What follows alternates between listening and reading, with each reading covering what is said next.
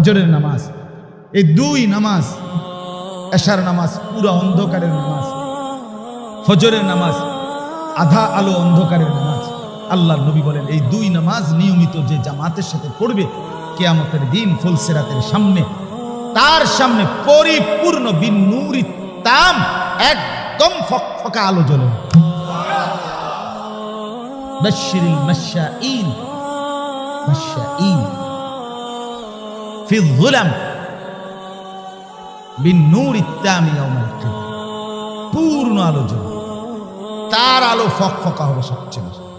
কোন নামাজ? শুক্রবারে জুমার নামাজ, এশার নামাজ এবং ফজরের নামাজ।